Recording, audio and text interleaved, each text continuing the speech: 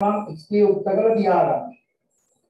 අනාගතයේ ප්‍රයෝජන කරන උපකල්පණයෙන් භාවිතා කරන ප්‍රතිපද. එහෙනම් n සමානයි p ධනයකට අනුයාත අවස්ථාවට සත්‍ය බව වෙයි. ඒකට සාධනය කරනවා. ඒ කියන්නේ උපකල්පණය නිවැරදි නම් p ධනයක අවස්ථාව තුළ එන්නත් ඕන x තමයි එකකින් බෙදෙන්නේ. ඒ කියන්නේ එහෙනම් fp ධනයක x ගේ p ධන x පිළිබලය දෙන y ගේ p ධන x පිළිබලය. එහෙනම් මේක ලියන්න පුළුවන් xp ගුණ කිරීම x ගේ පළවෙනි බලය. yp ගුණ කිරීම y ගේ පළවෙනි බලය. ඔයාලට පුළුවන් නේද මේ xp වෙනුවට අර උපකල්පිත ප්‍රතිඵලයෙන් දත්තේ අරගන්න. එයා වෙන ලියන p වතාවක් x වෙන y ධන y වල p. එයා ලියුවා. මේක y ගුණ y ගේ p ගුණ කිරීම y ගේ පළවෙනි බලය y. දැන් සුළු කරොත් kx වතාවක් x වෙන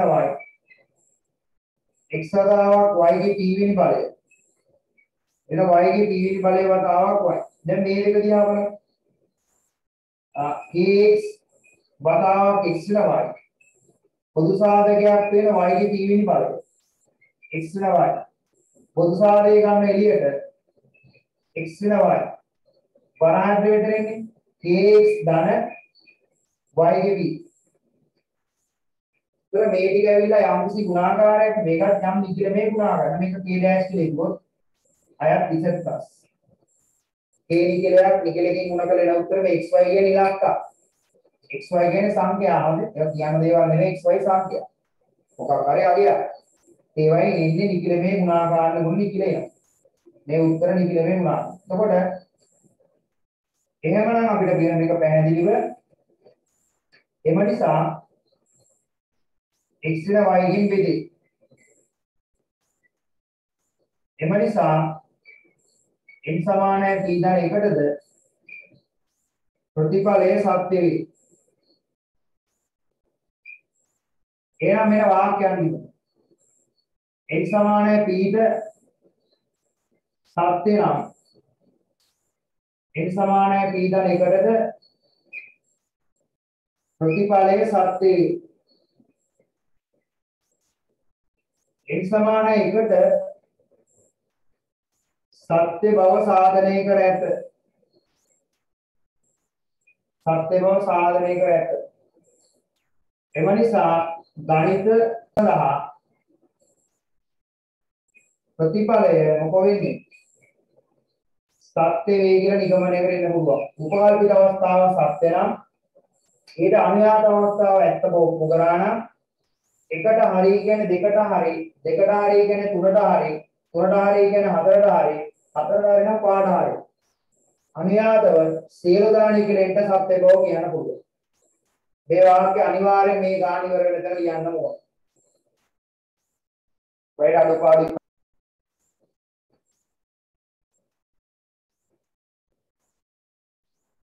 කොහොමද හරිද මේ ටික?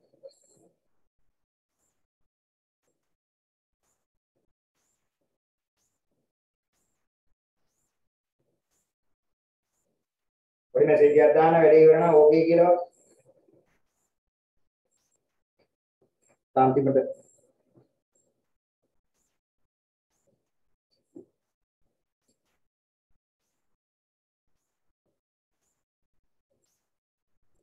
දෙවෙනි ගානට බැලුවොත් අවකලනයේ භාවිත සම්බන්ධ ගැටලුවක් වක්‍රයක් තියෙනවා.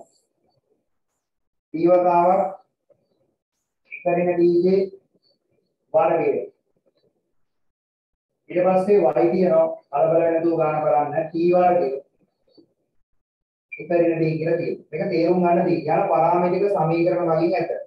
t යන පරාමිතියකේ t සමාන 1,3 වෙන විට ලක්ෂයේදී මොකද බලන්න මේ දීපු ලක්ෂය ඒ ලක්ෂය අපි දුක t වලගේ කැපිටල් t එක ස්කන්ධාංග දෙන්නේ ඔය ටික න කණ්ඩාංග මේක t, ඉකරින කැපිටල් t ගේ වර්ගය.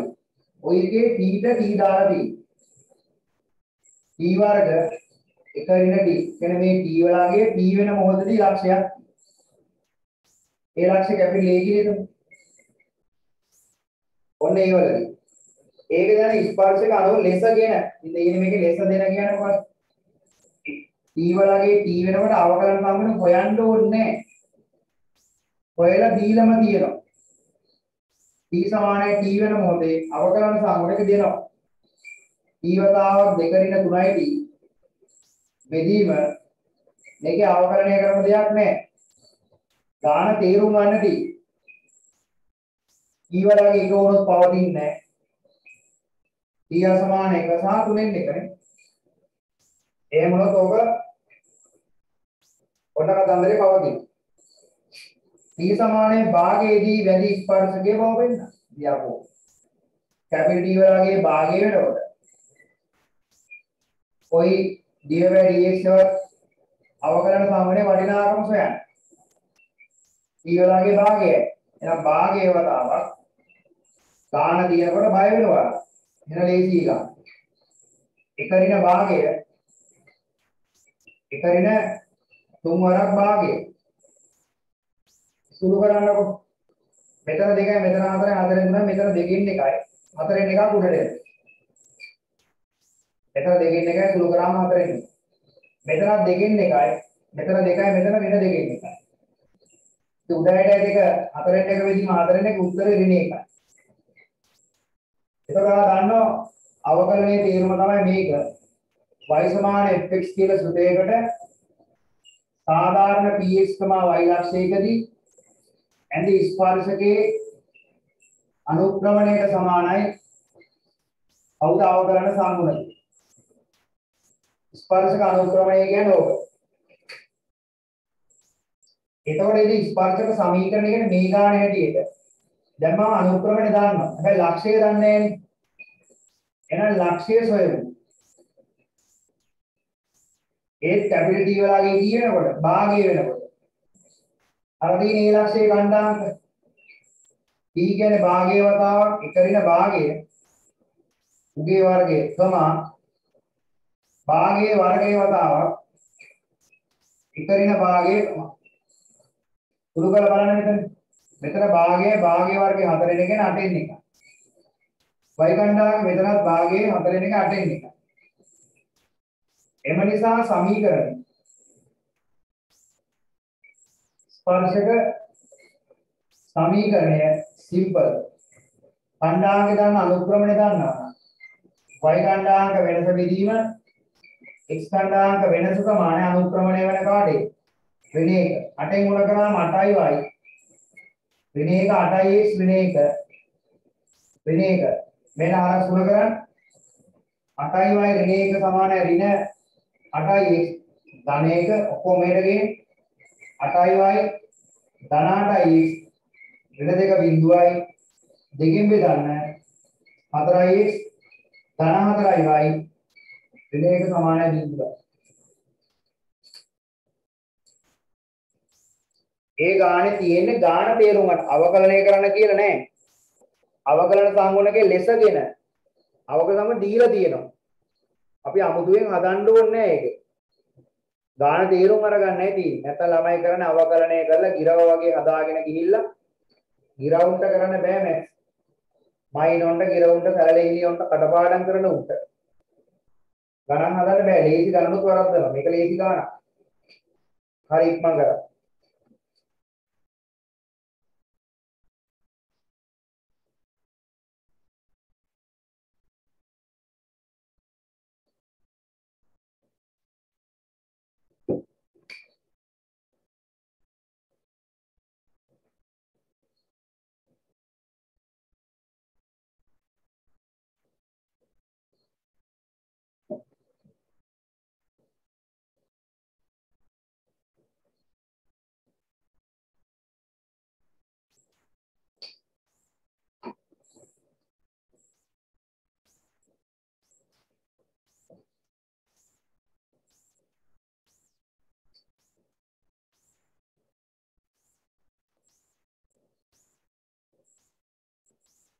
අවකලන සංගුණකය කියලා කියන්නේ කිසියම් වක්‍රයකට සාධාරණ ලක්ෂයකදී ස්පර්ශකයේ අනුක්‍රම.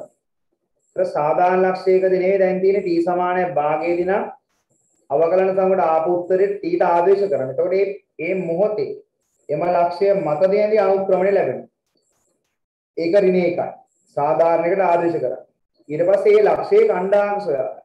දක්ෂයේ දීලා තියෙන t වලින්නේ. ඒ අගයට අනුරූප ඛණ්ඩාංකයේ 8n එක 8n එක. ඒතර අපි දැන් රේඛාවක් මත පිහිටි ලක්ෂයේ ඛණ්ඩාංක දන්නෝ. එම රේඛාවේ අනුක්‍රමණය දන්නවනම් සමීකරණයන් අපි දන්නෝ සරල රේඛාවේ. y ඛණ්ඩාංක වෙනස විදීම x ඛණ්ඩාංක වෙනස සමාන කරලා දීලා තියෙන අනුක්‍රමණය. එහෙනම් උත්තරේ ලැබෙනවා සමීකරණය 4x තන 4y y ඍණ 1 සමානයි බිඳුව. ඔක තමයි ස්පර්ශක සමීකරණය. හරි.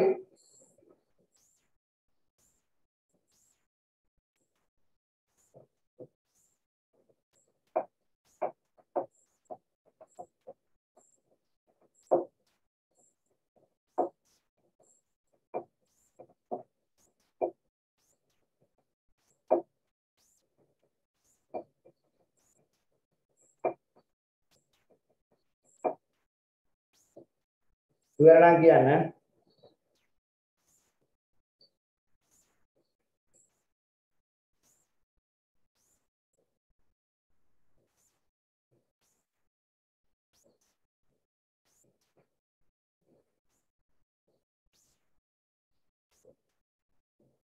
හරිද? ඔව්. උත්තර දෙන්න ගොළුව වගේ නැතුව.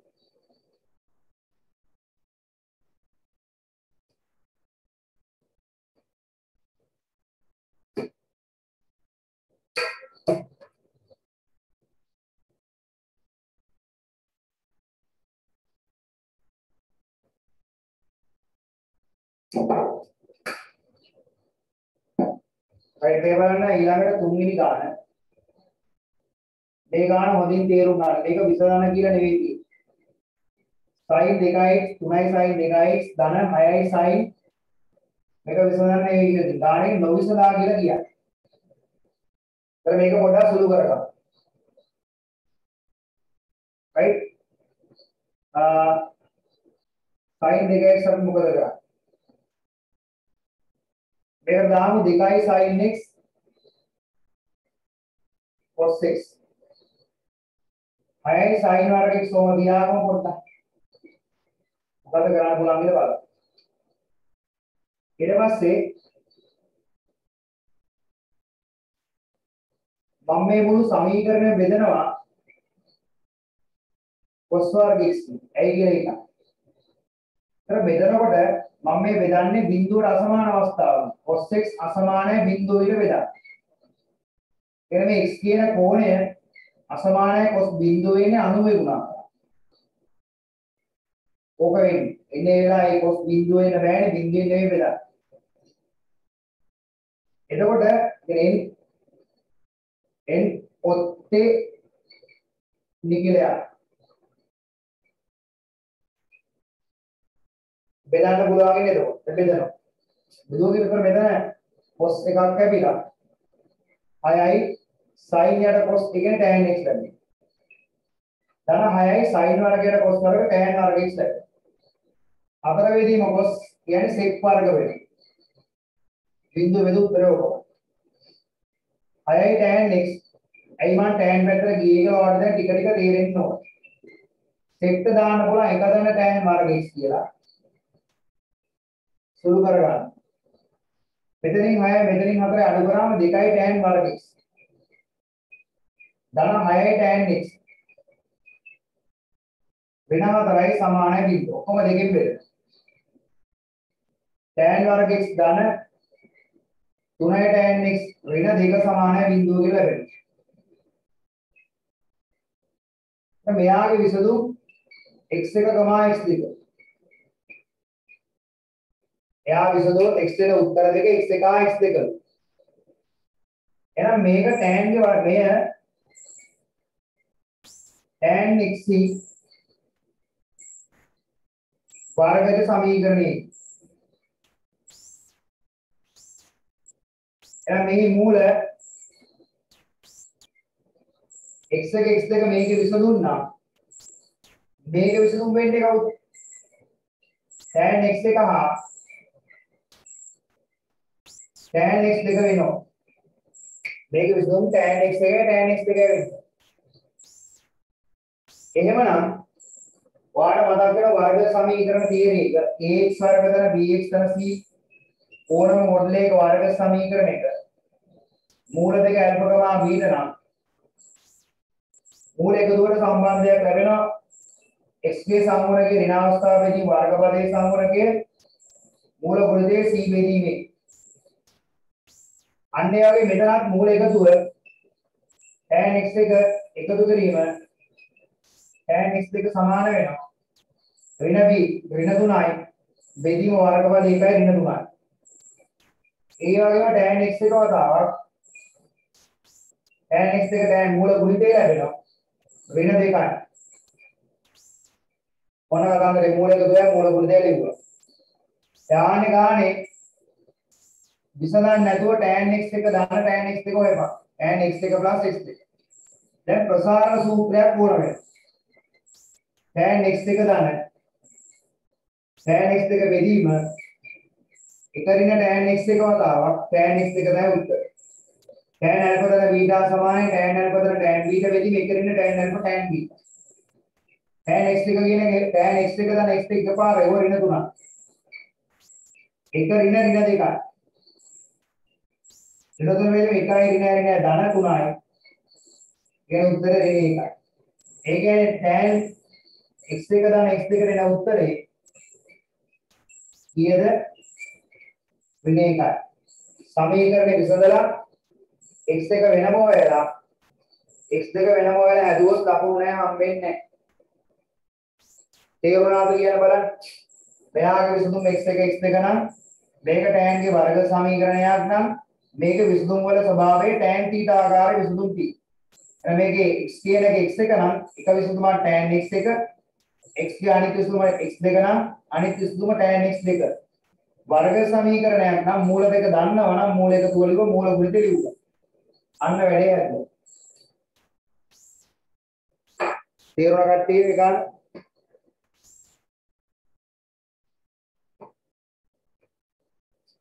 ඒක තේරුණා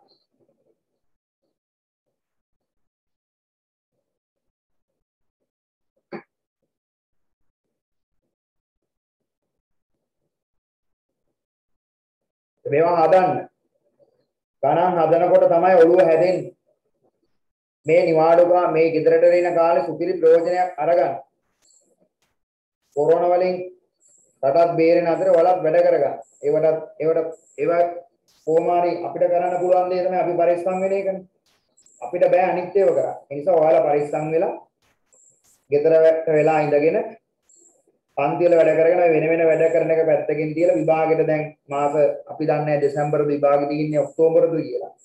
අපි හිතන ඔක්තෝබර් කරන්න බැරි වෙයි කියලා. නමුත් ඔක්තෝබර් 30 කියලා හිතාගෙන දැඩි කැපවීමකින් වැඩ කරන්න. ලැබෙන හොඳම අවස්ථාවක් මේක. සියලු දෙනාට හොඳම ප්‍රතිඵලයක් ගන්න පුළුවන්. ආයෙ විභාගය කරන්න හිතන්නවත් එපා. කාලේ නිකන් ආදමන්න නැතුව මේ වෙලාවේ වැඩක් කරගත්තොත් ඔයාලට ඊළඟ ඉදිරි අනාගතේ කාලය ඉතුරු කරගන්නට පුළුවන්. අතාරින්න එපා, සැලෙන්න එපා, වැටෙන්න එපා. ලෝකෙ එකතන නවතින්නෙත් නැහැ. මේ වසංගත තත්ත්වය හැමදාම තියෙන්නෙත් නැහැ. අනිවාර්යෙන් කොයි මොහොතකාරී මැරලා හරි මේක ඉවර වෙලා ඉතුරු වෙන වෙලාවක් එනවා. ඒතකම් අපි ඉතුරු වුණොත් එහෙමයි. ඒක කියන්න බෑ ඉතුරු නොවෙන්නේ. වේද නැද්ද කියලා. ඒ වගේන අපි දන්නේ වැඩ කරගෙන යන්න. හරි ලියල ඉවර කරගෙන කියන්න බලන්න ටක් ගාලා පුළුවන් ගණන් දෙකම හදන්න ලියාගෙන ඉවර කරලා කලබලයක් නැතුව ලියා ගන්න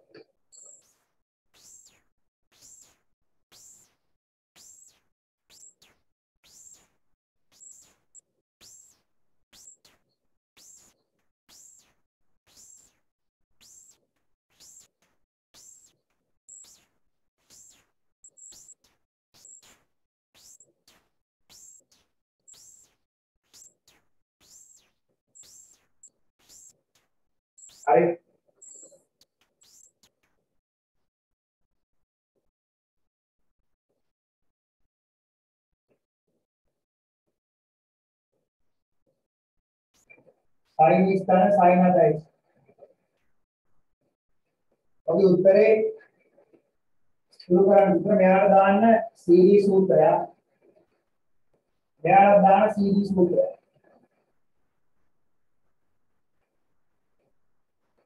මෙයාට CD දැම්මොත් දෙකයි cos cos cos ඊදා cos ඊ සමානයි දෙකයි cos cos. අපේ එක 8යි දෙකට බෙදුවොත් 4යි. cos මේ දෙක අඩු කරාම ඍණ 6යි දෙකට ඍණ 3යි. ඕකේ වර්ගය. sin c ඍණ sin d කියන්නේ දෙගුණයක් sin cos 7යි 8යි දෙකට බෙදුවොත් 4යි. cos ඍණ 3යි ඒකෙත් තියෙනවා. ඒක මතක ගන්න මෙන්න මේකේ අරන්දරේ sin c දන sin d කියන සූත්‍රය මතක් කරගන්න cd සූත්‍ර දෙගුණයක් sin c දන d වේදීම දෙක වතාවක් cos c දන d වේදීම දෙකයි cos c දන cos d කියන්නේ දෙකයි cos cos කියලා අපි කියනවා කොණ දෙකේ එකතු වේදීම දෙක කොණ දෙකේ අන්තරයේ වේදීම දෙක කොන්න දෙකේ යාර तर මෙයා ප්‍රසාරණේ වර්ග කරොත් දෙකේ වර්ගය 4යි cos වර්ග 4යි සදාව cos වර්ග 3යි cos වල ඍණ తీර cos t තමයි දාන මේක 4යි sin වර්ග 4යි x අදාව cos වර්ග 3යි x අර වගේ පොදු සාධකයේ 4යි cos වර්ග 3යි x එක ඉවර කරගත්තොත් මෙතන cos වර්ග 4යි x sin වර්ග 4යි x ලැබෙනවා. මෙයා ගියේ එකක්. ඒ නිසා fx කියන ප්‍රකාශනයේ කුල්ල වෙනවා. 4 වතා cos වර්ග 3x. පරිණාමය ඔප්පු කරා. fx ගේ උපරිමාගේ මේකේ දැන් ඔයාලා හොඳට පේනවා. cos x උපරිම වුණොත් මේක උපරිම වෙනවා. ඊළඟ මේකේ පේන්න හොඳට තේරුම් අරගන්න. ऋण गुणा हो समान है cos 3x गुणा हो समान है 1 cos वर्गे की वो एक बिंदु වැඩි ඔනවදන් ඒතර cos වර්ගයට දෙන උපරිමාගේ එකයි අවමාගේ බිඳුවයි එනව නිසා fx ගේ උපරිමාගේ මැක්සිමම් එක සමානව 4 වරක් cos වර්ග 3x ගේ උපරිමාගේ මැක්සිමම් එක ඒක එකයි ඒකන 4 වරක් 1යි ඒකේ උත්තරේ 4යි ඊට පස්සේ fx ගේ අවමගය මිනිමම් එක ඒක සමානයි 4 වරක් cos වර්ග 3x ගේ අවමගය බිඳුවයි 4 වරක් බිඳුව උත්තරේ බිඳුවයි පැහැදිලි අවමගය උපරිමගය එවුවා සොයා ඒවා ලබා දෙන x කියා කියන්නේ එතන මේකෙදි අපිට පුළුවන් මොකද්ද? fx උපරිම විට ඒක ලබා දෙන x කියන්නේ fx උපරිම cos වර්ග x cos වර්ග 3x කියන එක කීයේ? එකක් වෙනවා. ඒ කියන්නේ cos 3x කියන එක ධන වර්ගයෙන් එකක් වෙනවා. එහෙනම් cos 3x කියන එක ධනයක වුණොත් එක උත්තරයක් cos 3x සමානයි එක වෙන්නේ cos බිඳුව 3x සමානයි 2n π ධන වර්ණ බිඳුවයි x කියන්නේ 2n π බෙදීම 3යි n කියන එක නිකලයක් එක උත්තරයක් cos 3x කියන එක ඍණයක වුණොත් ඍණයක ලබා දෙන cos අගේ cos π එහෙනම් 3x සමානයි 2n π ධන වර්ණ π x කියන්නේ 2n π බෙදීම 3 ධන වර්ණ π බෙදීම 3 ඔන්න උපරිමගේ ලබා දෙනකොට x කියන්නේ කොහෙද ඉවරයි මේක වෙනම කාරණයක් කියලා. අවම වෙනකොට fx අවම විට right cos වර්ග 3x බිඳුවක් ඒ කියන්නේ cos 3x බිඳුවක් ඒ කියන්නේ cos 3x බිඳුවයි cos බිඳුව වෙන්නේ 90 එහෙනම් 3x සමානයි 2n π ධන වර්ණ π බෙදීම 2 x කියන්නේ 2n π බෙදීම 3 ධන වර්ණ π බෙදීම 6 වරක් 3 18යි n කියන එක නිකිලයක් කියලා ලියන්න ඕනේ. n කියන එක නිකිලයක් කියලා ලියනවා මේ මෙතන ලියන n අයත් ඉස්සර. එන දෙවෙනි පළවෙනි කොටස හරි උපරිම සහ අවාගේ සොයා.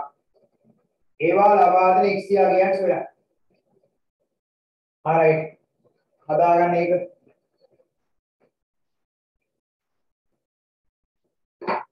ඒක ඉක්මනට හදාගන්න. මම අර ඉක්මනින් හදන්න ඊට පස්සේ.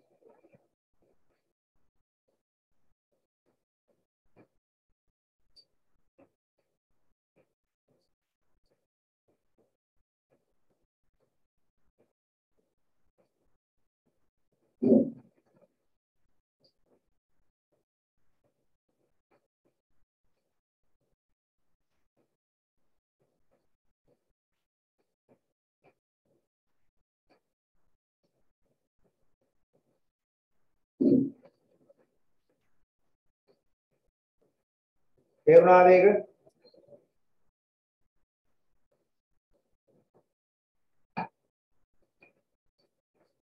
අවම උපරිම වෙනකොට ලැබෙන අගයන් ටික තේරුණාද බලන්න. තේරුණ නැත්නම් කියන්න.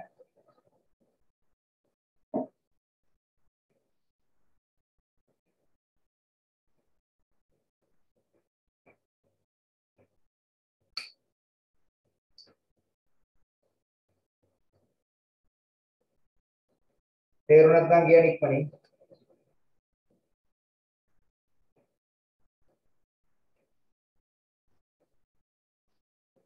තේරිලා ආවනේ. සටහන් කරගෙන කියන්නේ නේද?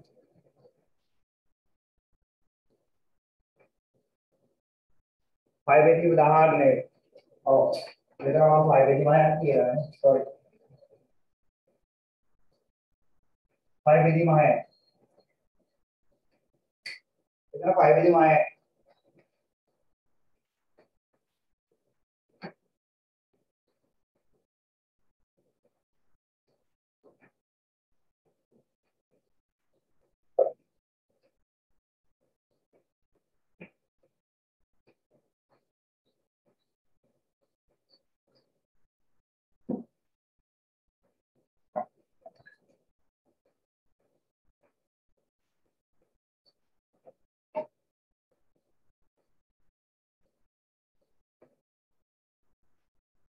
ඉක්මනින් ලියාගෙන කියන්න. ප්‍රවර්තන සාධාරණ සුමෝන සීරී සූත්‍රෝන යෝගේ යම් දැනුමක් ත්‍රිකෝණමිතිය ඕන වෙන උපරිමාවම ගැන හිතනකොට හිතන්න ඕන කල්පනා කරන්න ඕන කොස් වර්ගයට මොකද වෙන්නේ ඕනම අවස්ථාවක ඍණයක ධන එක අතර නම් කොස් වර්ගේ බිඳුවට වැඩි එකට අඩුයි තියෙනකොට උපරිමාගේ එකයි අවමගේ බිඳුවයි එන උපරිමාව වෙනකොට මේ කාරණා ටික වෙන්නට ඕන ඒවයි x කියන හොයනවායි කියන්නේ සාධාරණ සුම තමයි එහෙම නැතුව පරාසයකට ගිහිලා විසඳුම් හොයන්න අවශ්‍යතාවයක් නැහැ.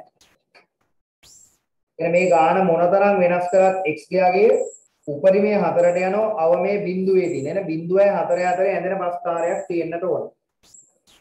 ප්‍රස්ථාරය ඇඳ බිඳුවයි 4 අතර තමයි y ගේ දෝලණය වෙන්නේ. ඊට එහාට යන එකක් නැහැ.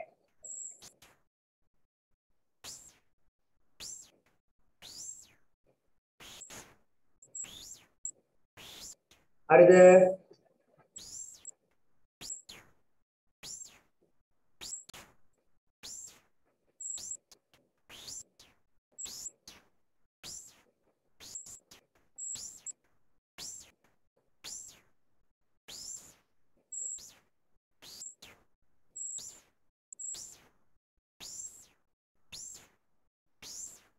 දැන් මේක දෙවෙනි කොටසට මම හදාන්න දෙයක් නැහැ. fx සමානයි බිඳුවේද සාධාරණ සුම කියන්නේ අරකම තමයි ලැබෙන්නේ. මම මේක මහන්න. හරි මේක කියන ලියා ගන්න නැත්නම් ලියා.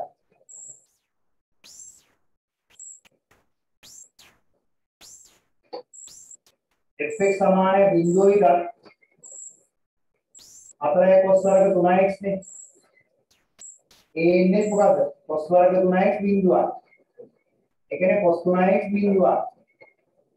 ඒ කියන්නේ cos 3x බිඳුව නම් cos 90යි. 3x සමාන අර විසඳුමයි. 2n පයි දාන හොයන පයි වෙදීම 2යි. x කියන්නේ ඒක මේ කියන යන බෑ හදලා පෙන්නන්නේ. 3යි දාන හොයන පයි වෙදීම 6යි. n කියන එක නිකලයක්. ඔන්න බිඳුවල දෙන උත්තර. බිඳුවල උත්තරය ඔය.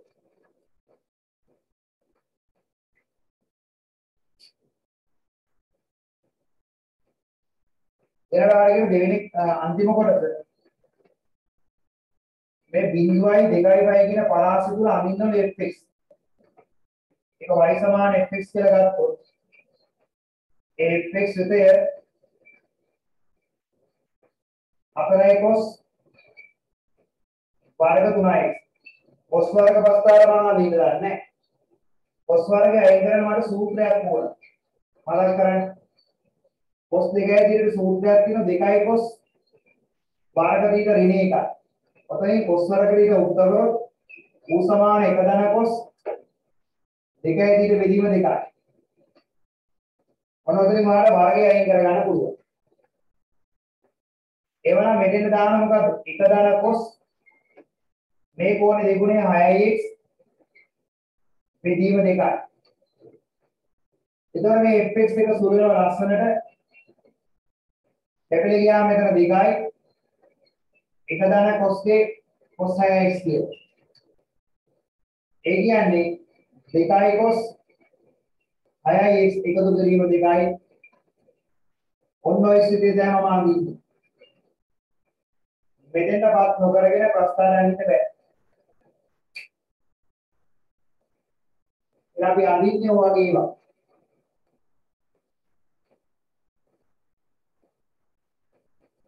මෙන්න හෙඩින් අඳින හැටි.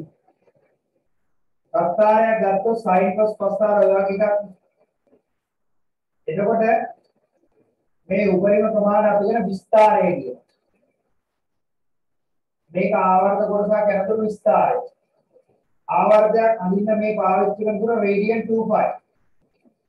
ඒකට ආවර්තිතාව කියලා කියනවා. ආවර්තයක් අඳින්න වැය කරන දිග ආවර්තිතාව රේඩියන් 2π සාමාන්‍යයෙන් cos x නම්.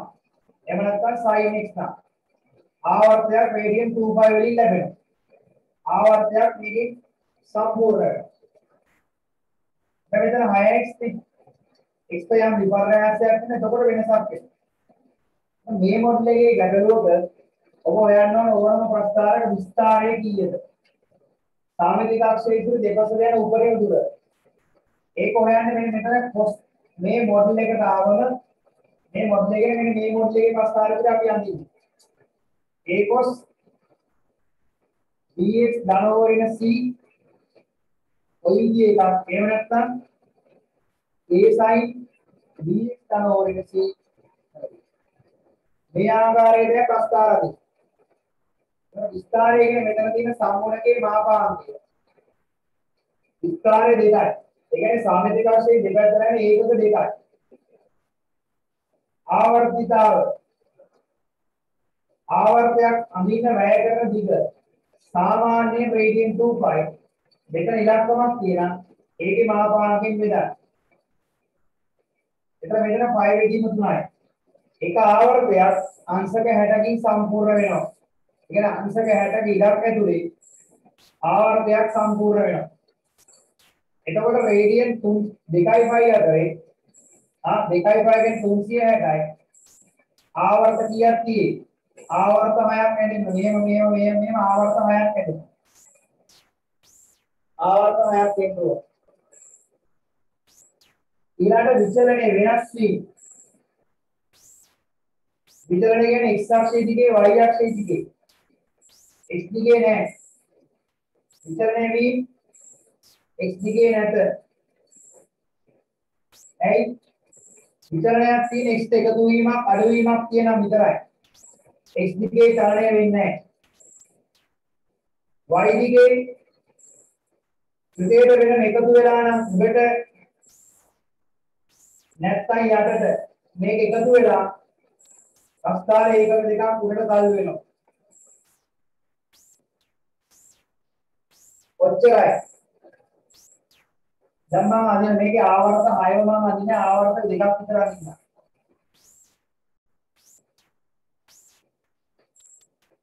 ඔන්න අදිනවා මම x අක්ෂ y අක්ෂ.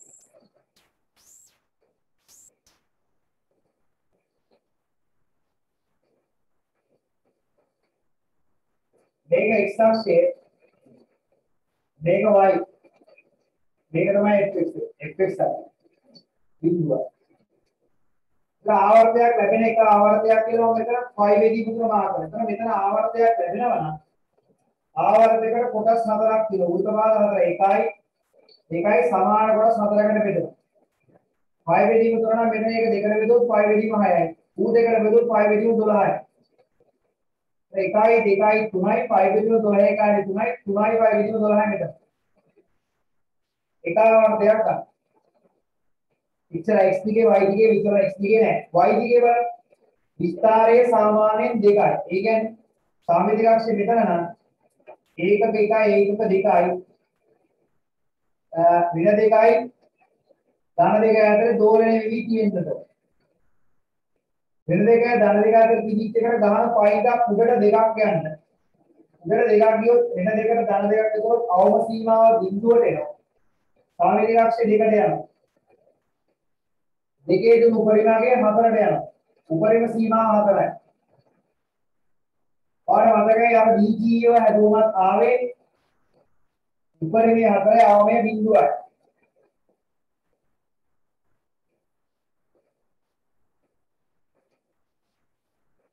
එකාවර්තය. එතන මෙන්න මේ ටිකයි.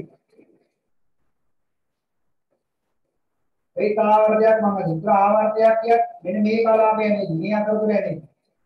අස්කාරේ කොස් උපරිමයක් පටන් ගන්නවා. බිඳුව දාන්න බිඳුවේදී කොස් බිඳුව 1යි දෙවලා 2යි 4යි. දැන් සාමේලික අක්ෂයේ මත අවමගය ඔන්න ලකුණු කළා.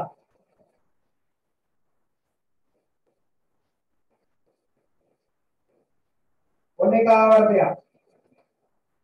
ඊට පස්සේ වෙන තව ආවර්තයක් ගන්නවා නම් මේ වගේම දුරක් ගත්තා.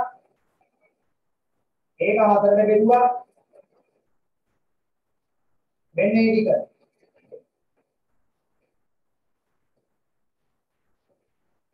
මෙතන 2y වෙදීම 3යි. මේ වගේ දෙගුණයක්. මේක 1යි 2යි 3යි 4යි මෙතන 5යි 5 වෙදීම 12යි. 6යි 5 වෙදීම 12යි. ඒ කියන්නේ 5 වෙදීම 2යි. 7යි 5 වෙදීම 12යි. එතන මෙතන ආයවම ගියා බිඳුව මෙතන. ඔය විදියට ආවර්ත 6ක් දක්වා ඇදෙන්න ඕන බිඳුවේ 2යි 5යි ඇදෙනකොට. ඔය විදියට ආවර්ත 2ක් දක්වා ආවර්ත 2යි මම ඇදලා තියෙනවා. අංශක 120ට විතරයි. ඕක දික් වෙවි අංශක 300ට ඇදෙනකොට ආවර්ත 6ක් ඇදෙනවා. ප්‍රධාන ආවර්ත දුබැලෙන් ඇදලා තියෙනවා. right. ඊටම සරල ක්‍රමයක් ඕක. ඕනෑම ප්‍රස්තාවයක් අහිමි දින සරලම ක්‍රමවේදය ඕක. අවකලන ගාන ඊළඟ දවසේ උත් එකට දාන්න කරන්න වෙලාව නැති වෙනවා. ඒ අවකලන ගාන අනිවාර්යෙන් කියලා දෙන්න. ඒක දැන් අද කියලා දෙන්න වෙලාවක් නැහැ 11 වෙන වෙලාව දැන්. මේ ටික වැඩි ඉවර කරගෙන කියන්න තේරුණාද නැද්ද අද ඩියුට් එකේ තත්ත්වය ඔයාලට තේරුණාද නැද්ද ප්‍රයෝජනයක් ගත්තද හොඳයිද නරකයිද කියලා වැඩි ඉවර කරගෙන කියන්න. නිකන් අදුරටත් නොකිය යන්න එපා. වැඩේ ඉවර කරලා පිළිවෙලකට සමුගන්න. ඔය ගණන් එකේ එක ගානක් විශ්ුණා ඒ ගාන මට මතකයි මම ඒක ඊළඟ ඩියුට් එකට දාලා සාකච්ඡා කරන්න. අනිවාර්යයෙන් සාකච්ඡා කරනවා බය වෙන්න එපා. මගේ ඇරි නෑ නේම.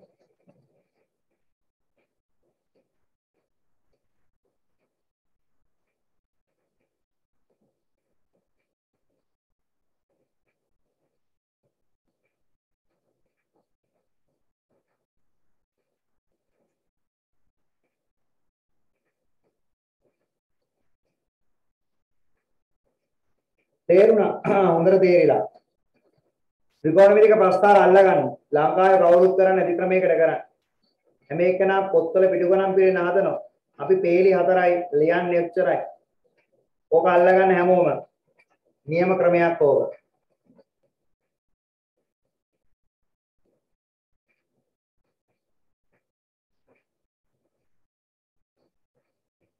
ටියුට් එකේ වැඩ තේරුණා.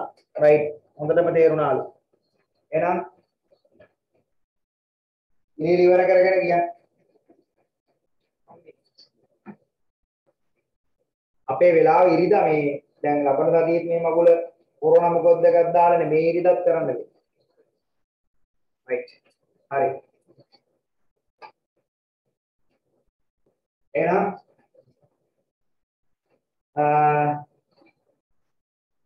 මේ මම මේ ගතපු ගණන් ටික විශේෂයෙන් අපි රිවිෂන් එකේ පේපර් එකට දීපු ගණන් හොඳේ. මම මේ දැන් රිවිෂන් එක කරන එකේ පේපර් වල ගණන් වල ඔයාලා මේක ඉන්න රිවිෂන් එකට ළමයි කීපදෙනෙක්.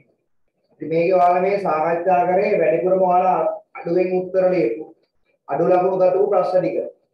තව තියෙන ඒ වගේ අන්නේ අපේ රිවිෂන් එකේ පේපර්ස් වල දාන අමාරු ළමයි අඩුවෙන් ලකුණු ගන්න එක වැඩිපුර සාකච්ඡා කිරීම කරන්නේ. ඒතකොට ඒවා දෙගොල්ලටම වට එකේ ඒ ගණන් ටිකක් සාකච්ඡා කළ යුතු ගණන් නේ.